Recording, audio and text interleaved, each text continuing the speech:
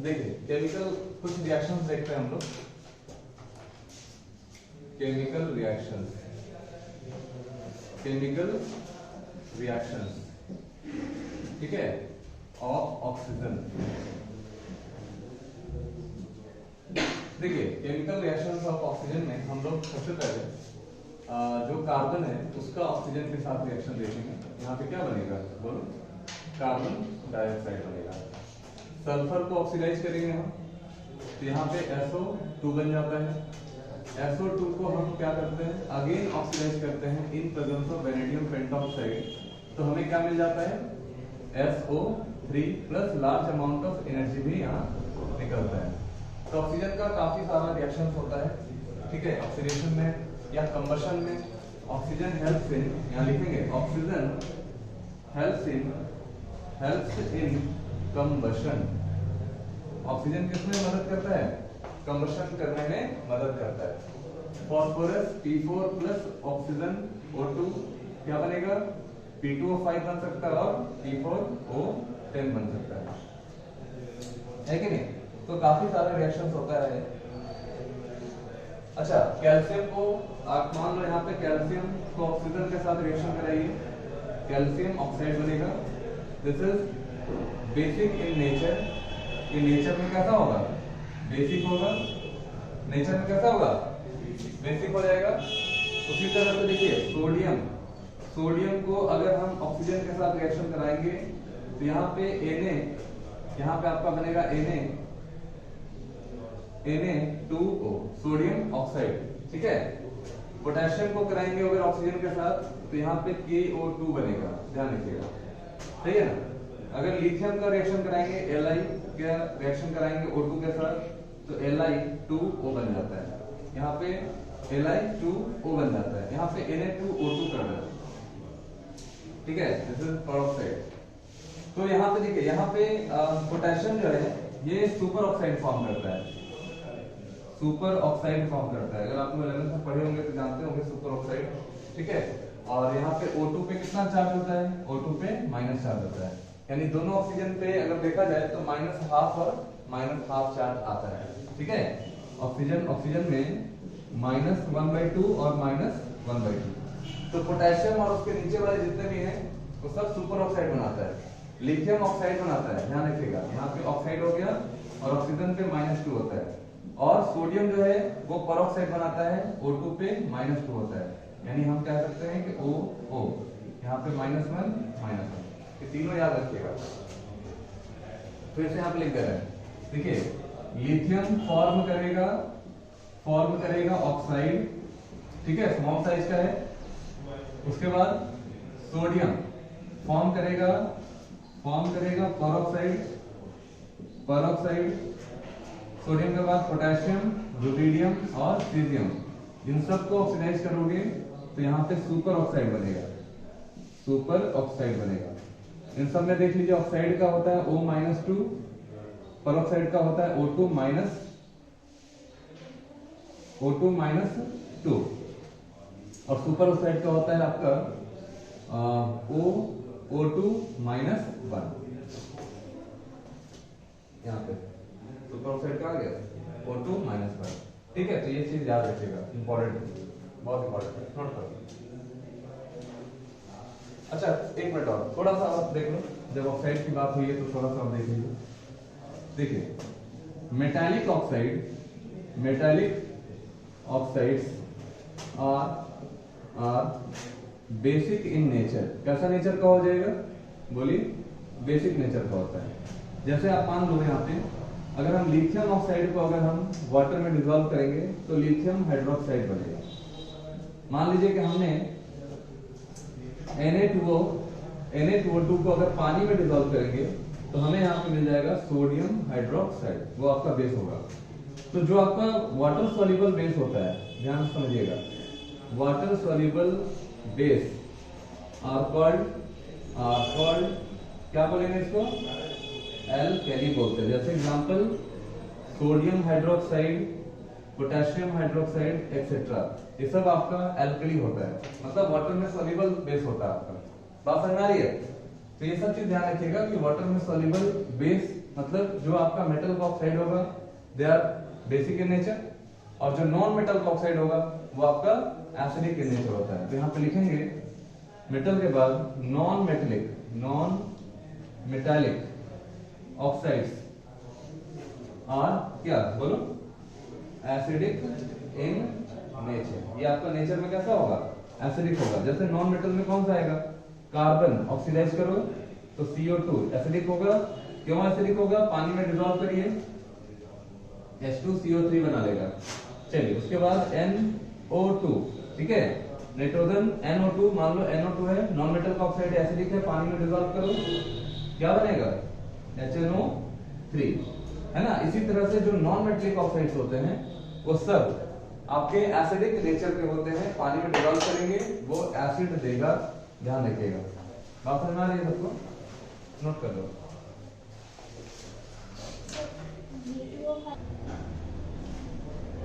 देखिए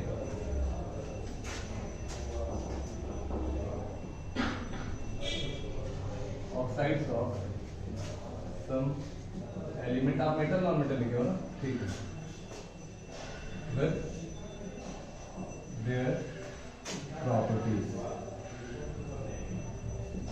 जैसे यहाँ पे देखिए, यहाँ पे जो ऑक्साइड्स होता है वो दो तरह का होगा। एक आपका होता है सिंपल ऑक्साइड, और दूसरा आपका होगा, लिखते भी जाइएगा साथ में, mixed oxide.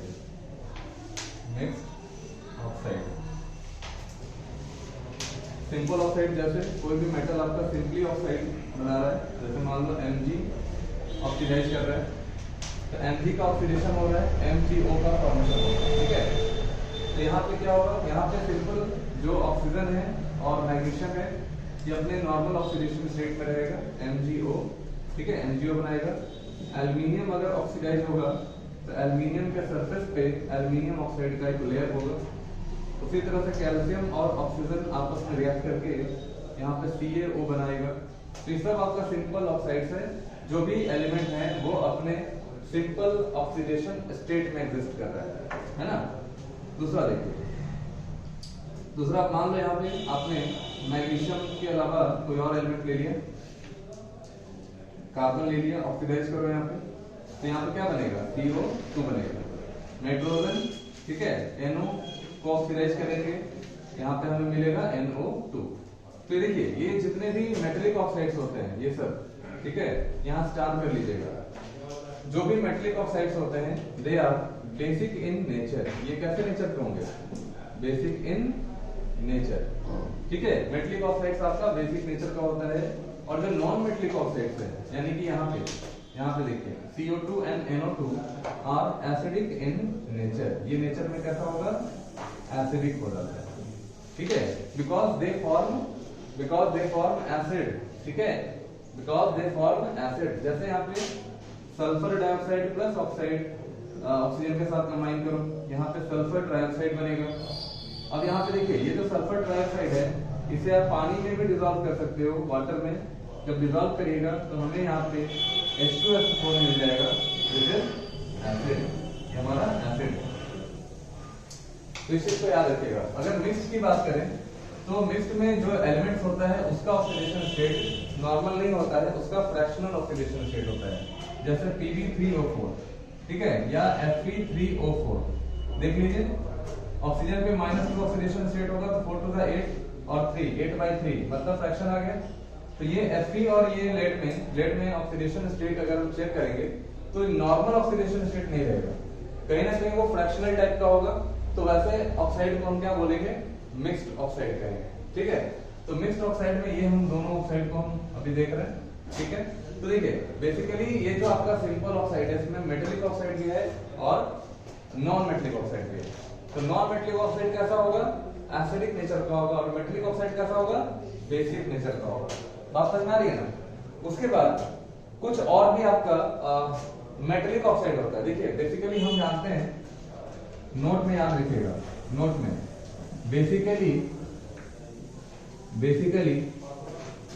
Non metallic oxide, non metallic oxides are acidic in nature. Basically हम जानते हैं कि जो नॉन मेटलिक ऑक्साइड होता है वो आपका एसिडिक होता है नेचर में, लेकिन but some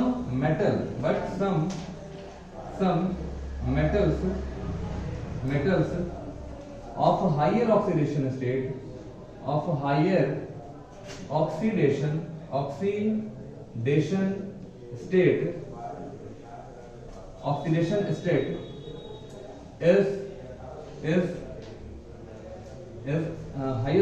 state act as an acid।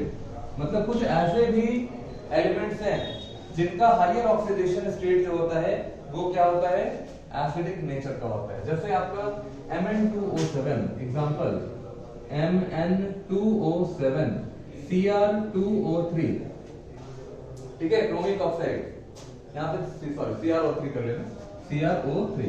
तो ये दोनों देखो यहाँ पे क्या है, Mn2O7 में जो आपका मैंगनीज का ऑक्सीडेशन स्टेट होगा ये आपका +7 का है, यहाँ पे क्रोमियम का क्या है ऑक्सीडेशन स्टेट +6 का है।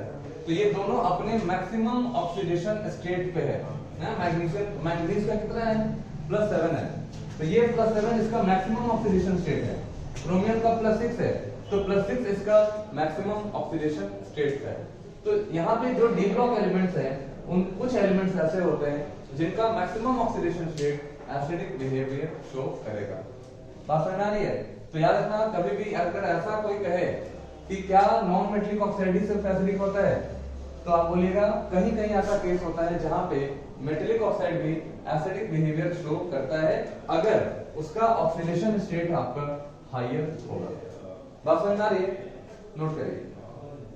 या मान लीजिए अगर B2O5 की बात करें, B2O5 की बात करें तो यहाँ पे वेनेडियम का +5 ऑक्सीडेशन स्टेट है, तो ये सब आपका नेचर में एसिडिक होगा, ठीक है, in spite of they are metal. ये सब आपके डी ब्लॉक एलिमेंट्स होते हैं।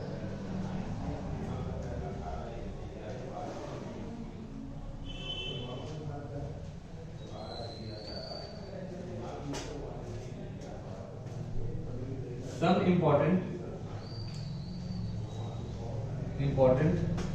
neutral oxides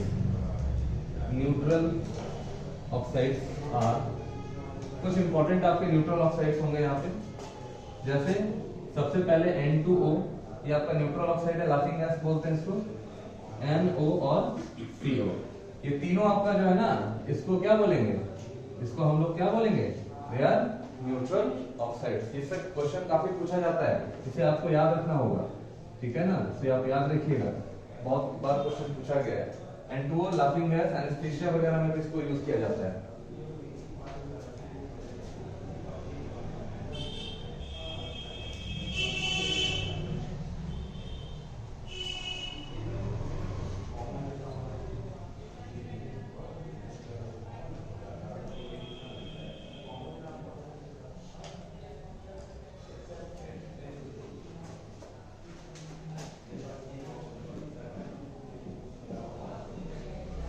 एम्फोटेरिक ऑक्साइड्स, जैसे एग्जांपल देखो, zinc aluminium, tin, lead etcetera, they are amphoteric in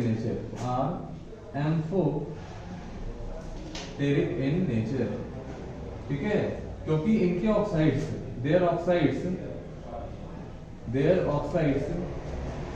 are acidic as well as basic in nature। उनका basic और acidic दोनों नेचर का होता है ऑक्साइड, है ना, डिपेंडिंग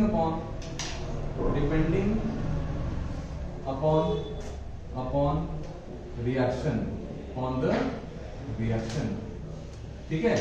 देखिए यहाँ पे आप समझिएगा, यहाँ पे zinc, aluminium, tin, lead etcetera और भी बहुत सारे होते हैं, ये सब आपके एम्फोटेरिक नेचर के होंगे। इनके ऑक्साइड्स एसिडिक और बेसिक दोनों हो सकता है, डिपेंड करेगा रिएक्शन किस तरह का है। जैसे मान लो हमने यहाँ पे क्या किया, सपोज करिए हमने यहाँ पे ले लिया जिंक ले लिया, या हमने यहाँ पे एल्यूमिनियम ले लिया, तो एल्यूमिनियम का ऑक्साइड यहाँ पे क्या होगा, बोलो, Al2O3, this is aluminium oxide. अब हम एल्यूमिनियम ऑक्साइड को डिसॉल्व करेंगे NaOH में। सपोज करो हमने क्या किया, NaOH में डिसॉल्व कर दिया, तो सोडियम हाइड्रोक्साइड एक्वा सॉल्यूशन के अंदर हम एल्यूमिनियम ऑक्साइड को डिसॉल्व किया, तो यहाँ पे हमें मिलेगा NaAlO2 और साथ में क्या मिल जाएगा, साथ में हमें मिल जाएगा यहाँ पे वाटर।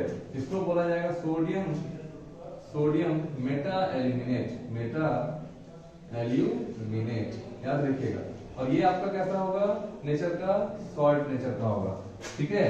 उसी तरह से एल्यूमिनियम ऑक्साइड Al2O3 को हम अगर HCl के साथ रिएक्शन कराएं, क्या बनेगा बोलो, एल्यूमिनियम ऑक्साइड किसी भी मेटल के ऑक्साइड को एसिड के साथ रिएक्शन कराएंगे तो क्या होगा, बोलो, ये हमारा एसिड है और ये एसिड रहेगा, तो ये एल्यूमिनियम ऑक्साइड क्या करेगा, ये अपने आप को बेस बना लेगा, और जब बेस के साथ रिएक्शन करेगा तो एल्यूमिनियम ऑक्साइड अपने आप को क्या बना लेगा, एसिड बना लेगा, ठीक है। तो यहाँ पे HCl के साथ रिएक्शन कराएंगे तो बनेगा AlCl3 और साथ में क्या दे देगा, बोलो, वाटर। तो यहाँ पे हो गया हमारा aluminium chloride, it is a salt. आई बात समझ में, नोट कर लीजिए।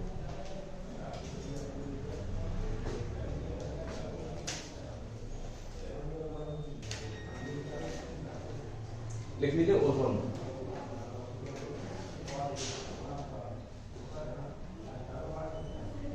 ओजोन, इसका फॉर्मूला OC, स्ट्रक्चर, ओजोन का स्ट्रक्चर बनाइए।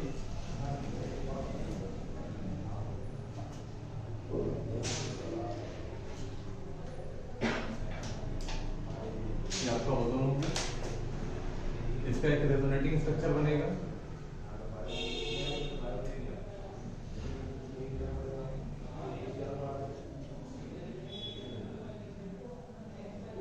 ये आपका रेजोनेटिंग स्ट्रक्चर। और इस ओजोन का ये हमारा रेजोनेंस हाइब्रिड हो जाएगा,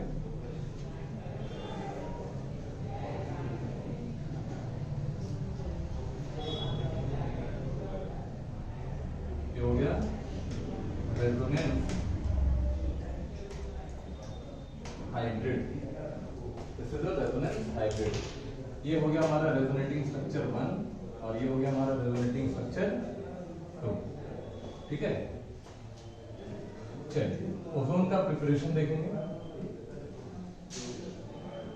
प्रिपरेशन देखिए, यहां पे लिखेंगे कि when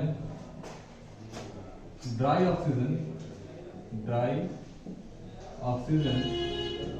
is passed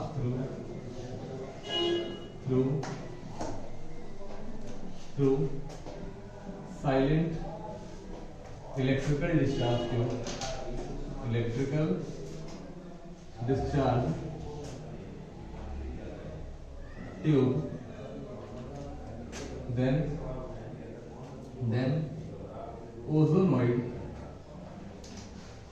oxygen is formed।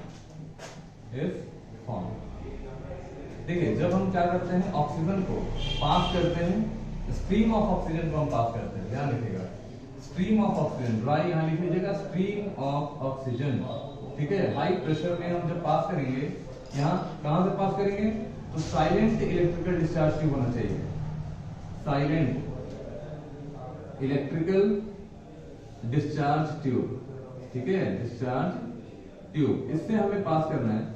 तो जब हम पास करेंगे तो हमें क्या मिल जाएगा, ओजोन मिल जाएगा। तो यहाँ पे ध्यान से देखिएगा, इलेक्ट्रिकल डिस्चार्ज ट्यूब बिल्कुल शांत होना चाहिए, बहुत ज्यादा कुछ ऐसा कुछ नहीं होना चाहिए, हलचल नहीं होना चाहिए।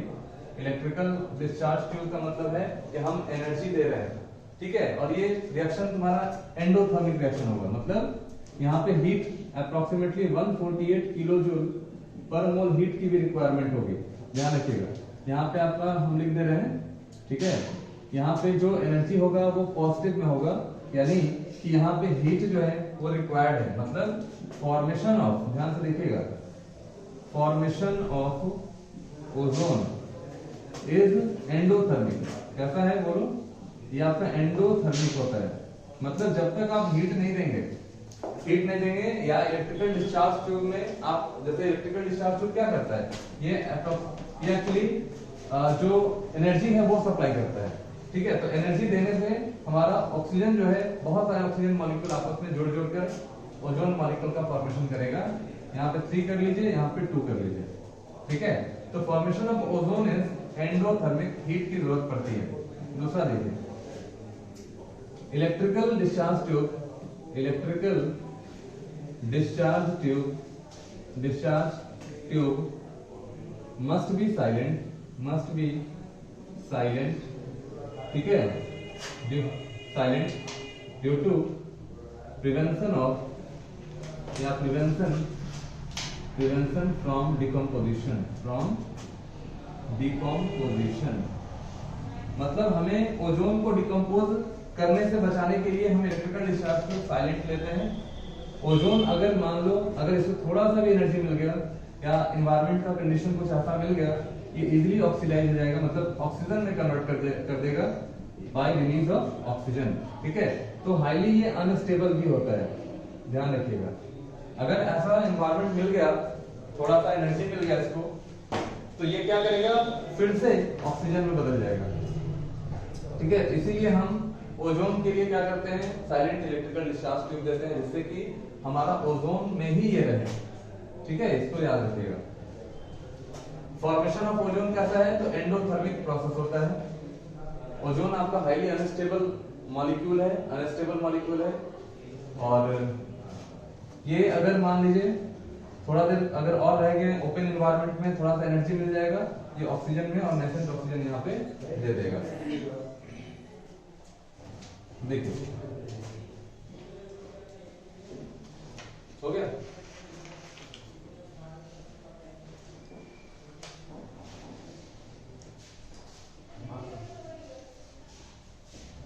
देखिए, the ozone form is only 10%। यहाँ पे जो आपका ओजोन फॉर्म हो रहा है इस वाले रिएक्शन में, इससे सिर्फ 10% ही फॉर्म कर रहा है। तो जो भी हम यहाँ पे ऑक्सीजन लेते हैं उसमें जो ओजोन बनाने की कैपेबिलिटी है वो ओनली 10% ही होता है, जो कि 10% ही यहाँ पे। ठीक है, फिर देखिए, lower concentration of ozone is harmless. अगर कॉन्सेंट्रेशन ओजोन का बहुत ही लो कॉन्सेंट्रेशन में है, वो बहुत ज्यादा हार्मफुल नहीं होगा, वो हार्मलेस होगा। लेकिन इफ कॉन्सेंट्रेशन ऑफ ओजोन, अगर ओजोन का कॉन्सेंट्रेशन आप 100 पार्ट पर मिलियन से ज्यादा हो गया, more than 100 part per million, 100 ppm is यहां लिख रहे हैं, is more than 100 part per million, then it is very harmful, ये बहुत ज्यादा हार्मफुल भी होता है, हार्मफुल। ठीक है, and cause headache and nausea क्या होता है, सर्दी। ठीक, तो 100 पार्ट पर मिलियन से ज्यादा अगर हो गया कॉन्सेंट्रेशन तो जाके हार्मफुल होता है, लेकिन इससे अगर कम रहेगा, लेस अमाउंट में रहेगा तो हार्मलेस होता है। ओजोन हार्मलेस होता है कम कॉन्सेंट्रेशन में, 100 ppm से ज्यादा हो गया तो फिर ये हार्मफुल हो जाता है। बात समझ में आ रही है, लिख लीजिए, नोट कर लीजिए इसको।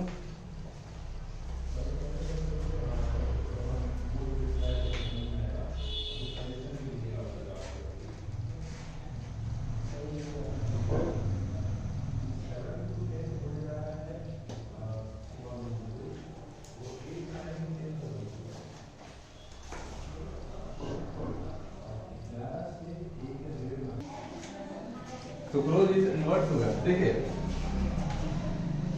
ओजोन आपका हाईली अनस्टेबल होता है, ध्यान से देखो, ओजोन हाईली अनस्टेबल होता है और ये ऑक्सीजन के साथ एक नेसेंट ऑक्सीजन भी रिलीज करता है। तो हायर कॉन्सेंट्रेशन ऑफ ओजोन जो है वो एक्सप्लोसिव भी हो सकता है। ठीक है, यहाँ पे लिख रहा है कि हायर कॉन्सेंट्रेशन ऑफ ओजोन, ध्यान रखिएगा, higher concentration of ozone is explosive. ठीक है, याद रखिएगा ये आपका एक्सप्लोसिव भी होता है। तो ओजोन का कंसंट्रेशन अगर बहुत ज्यादा है, क्योंकि ओजोन इजीली डिकम्पोज करता है और नेसेंट ऑक्सीजन के साथ साथ ये हीट एनर्जी भी रिलीज करता है, ठीक है, हाईली अनस्टेबल होता है, हीट एनर्जी भी रिलीज करता है, इसीलिए हायर कंसंट्रेशन ओजोन का काफी एक्सप्लोसिव होता है। क्योंकि एक ओजोन रिलीज कर रहा है, मतलब एक ओजोन क्या कर रहा है, एक ऑक्सीजन के साथ कुछ एनर्जी रिलीज कर रहा होगा, अगर कंसंट्रेशन बढ़ गया तो ज्यादा कंसंट्रेशन हो गया तो ज्यादा एनर्जी रिलीज होगा, तो यहाँ पे ये एक्सप्लोसिव होता है। तो कंसंट्रेशन अगर ओजोन का बढ़ता है it is explosive in nature. बात समझ आ रही है? अब देखिए ओजोन का जो प्रॉपर्टी होता है उसे समझिएगा, ओजोन को, ठीक है। देखिए अगर ये गैस के फॉर्म में है, ओजोन अगर गैस के फॉर्म में है, गैसियस फॉर्म में, ठीक है, तो गैसियस फॉर्म में अगर ओजोन है तो ये आपका जो कलर शो करेगा दैट इज पेल ब्लू, ठीक है। अगर मान लीजिए कि ये लिक्विड के फॉर्म में है, ठीक है, तो लिक्विड के फॉर्म में कैसा कलर होगा आपका, इसका जो कलर होगा वो आपका डार्क ब्लू, यानी ये हो गया हमारा क्या, डार्क ब्लू। और अगर ये मान लो सॉलिड के फॉर्म में है तो बोलो, सॉलिड के फॉर्म में तो होगा वायलेट ब्लैक, वायलेट ब्लैक, सही है ना। तो ये तीन स्टेट में पाया जाता है।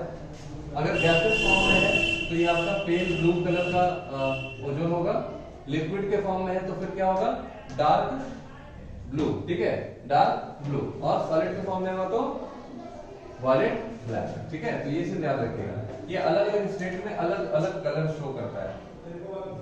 ओजोन का कोई एक कलर नहीं है, ये डिफरेंट कलर शो करता है अलग अलग स्टेट में, गैसेस में अलग होता है, लिक्विड में अलग होता है, सॉलिड में अलग होता है, ठीक है, नोट कर लीजिए।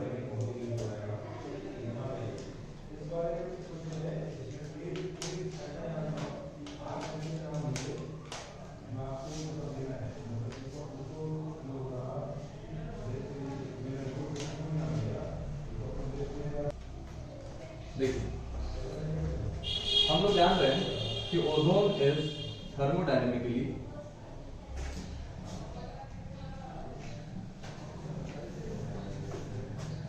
लेस स्टेबल,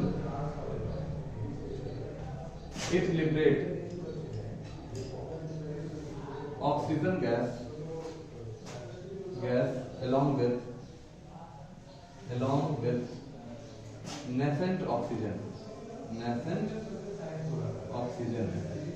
तो ओजोन क्या करता है, ओजोन ऑक्सीजन गैस के साथ एक नेसेंट ऑक्सीजन भी देता है, नेसेंट मतलब नवजात, है ना, अगर थोड़ा देर रह गया तो फिर ऑक्सीजन में कन्वर्ट कर जाएगा, इसे इमीडिएट इसका यूज कर लेना चाहिए। तो ये आपका ओजोन जो है वो ऑक्सीजन में और नेसेंट ऑक्सीजन में टूट जाता है, along with large amount of energy, यहाँ पे एनर्जी भी बहुत ज्यादा अमाउंट में निकलता है। तो थर्मोडायनेमिकली बहुत ही लेस स्टेबल हुआ, ठीक है। अब देखिए क्योंकि यहाँ पे ये गैस के फॉर्म में है, यहाँ पे भी ये गैस के फॉर्म में है, ये भी आपका एक गैसियस एटम है, गैसियस एटम। तो आपको यहाँ पे देखना है कि यहाँ पे ये जो रिएक्शन है वो कौन सा रिएक्शन है, स्पॉन्टेनियस रिएक्शन। बात समझ आ रही है, ये स्पॉन्टेनियस रिएक्शन है, यानी एंट्रोपी यहाँ पे इंक्रीज कर रहा है, एंट्रोपी आपका बढ़ रहा है। बात समझ आ रही है, क्यों, क्योंकि यहाँ पे एक गैस मॉलिक्यूल दो गैसेस, एक गैसेस मॉलिक्यूल एक गैसेस एटम में कन्वर्ट हो रहा है। बात समझ आ रही है ना, तो एक से ज्यादा आपको मिल रहा है, तो जब एक से ज्यादा मिलता है गैस मॉलिक्यूल, एक टूट रहा है एक से ज्यादा मिल रहा है, तो फिर वहां पे एंट्रोपी जो है, रैंडमनेस जो है मॉलिक्यूल के अंदर वो ज्यादा इंक्रीज करता है। अगर स्पॉन्टेनियस रिएक्शन है तो यहाँ पे ध्यान रखिएगा, इस वाले केस में जो गिब्स फ्री एनर्जी है वो नेगेटिव होता है, ठीक है। यहाँ पे लिखेंगे Gibbs free energy, Gibbs free energy is highly negative. तो याद रखिएगा कि ओजोन वाले केस में जो गिब्स एनर्जी होता है वो काफी ज्यादा नेगेटिव वैल्यू होता है, और अगर ये नेगेटिव होगा तो हमारा जो सिस्टम होगा स्पॉन्टेनियस होगा, मतलब हाईली अनस्टेबल होगा। ये चाहेगा कि हम ऑक्सीजन और नेसेंट ऑक्सीजन में टूट जाए, तो डेल्टा जी आपका काफी नेगेटिव वैल्यू होता है, ठीक है। तो याद रखिएगा अनस्टेबल क्यों है, क्योंकि डेल्टा जी का वैल्यू नेगेटिव होता है। बात समझ में आ रही है, decomposition of ozone is spontaneous, अपने आप टूटेगा, अनस्टेबल है, अपने आप टूटेगा, और गिब्स फ्री एनर्जी आपका हाईली नेगेटिव होता है। नोट कर लीजिए।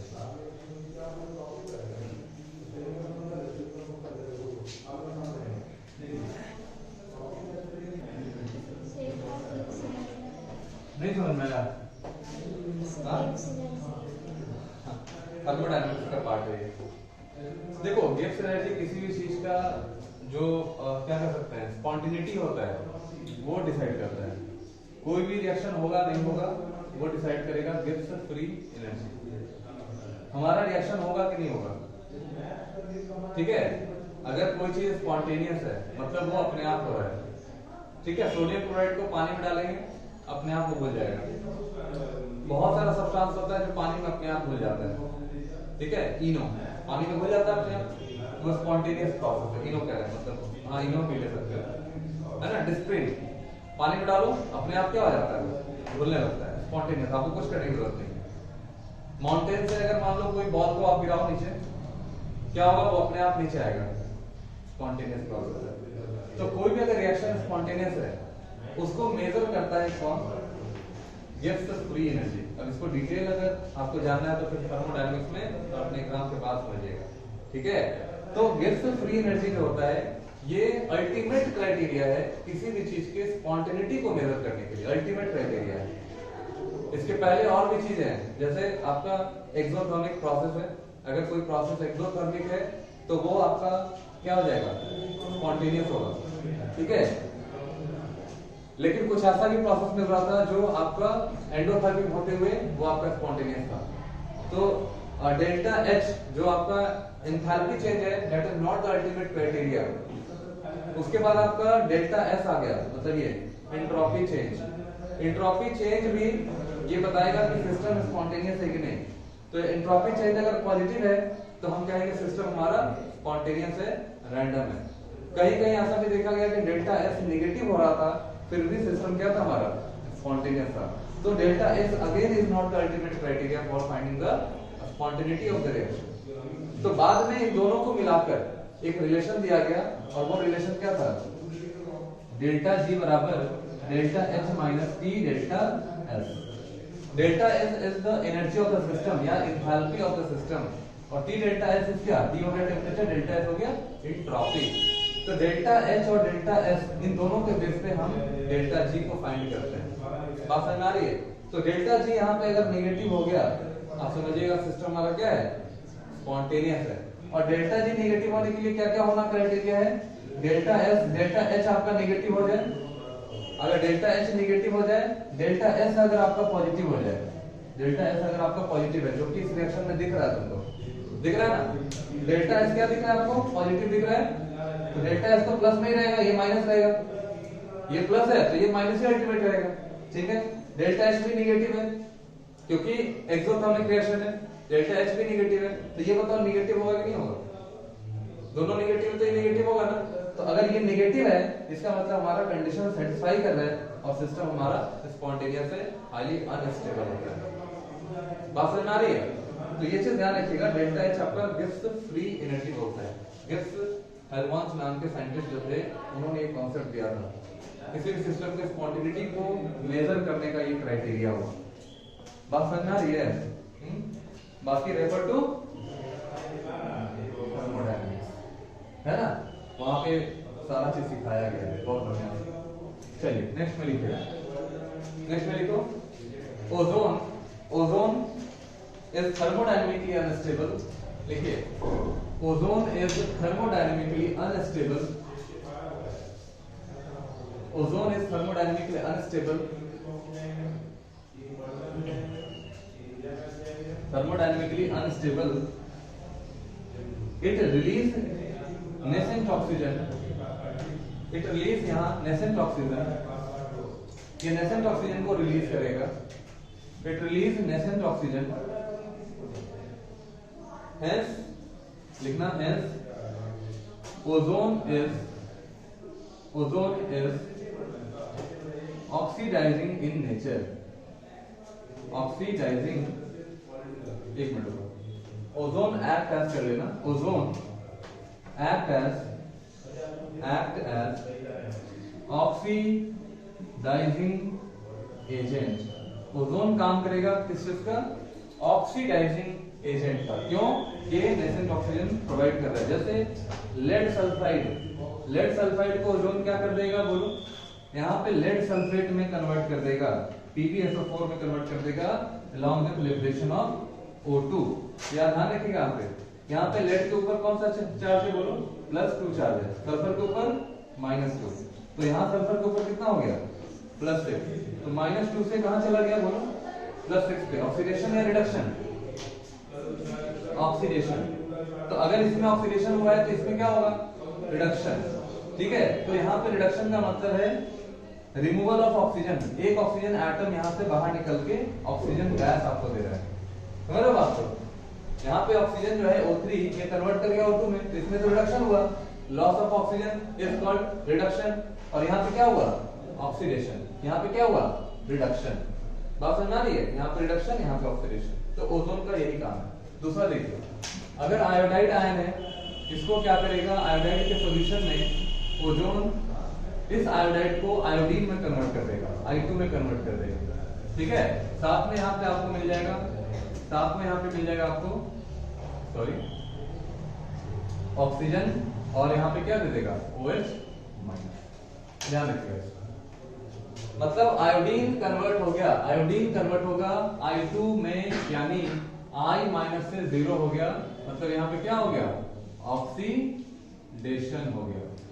ठीक है, और देखिए OH में से H2 में से क्या हुआ, सॉरी H2 क्या है, ओजोन। देखिए ओजोन का ऑक्सीजन बाहर चला गया ना, यानी यहाँ पे क्या हो रहा है बोलो, रिडक्शन।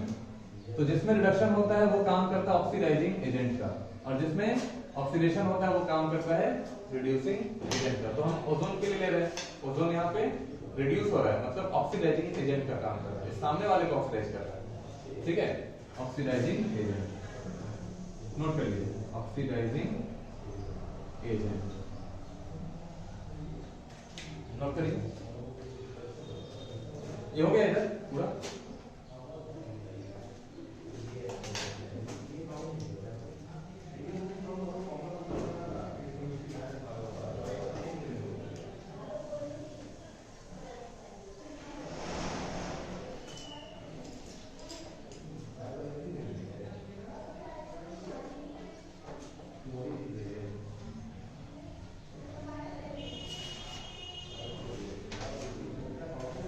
देखिए nitric oxide emits by supersonic jet aeroplanes. Nitric oxide emits by supersonic jet aeroplanes deplete ozone layer by converting ozone into oxygen gas।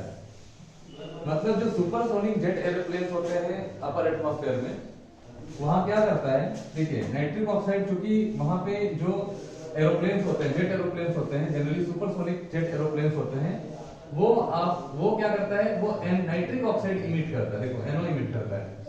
और ये क्या होता है ना, ओजोन के लेयर में, देखो ओजोन का जो लेयर है इस नाइट्रिक ऑक्साइड के साथ कंबाइन करके NO2 गैस देता है, ठीक, क्योंकि इसको ऑक्सीडाइज कर दिया, और यहाँ पे ओजोन कन्वर्ट होने लगता है किसमें, ऑक्सीजन गैस में, ऑक्सीजन में।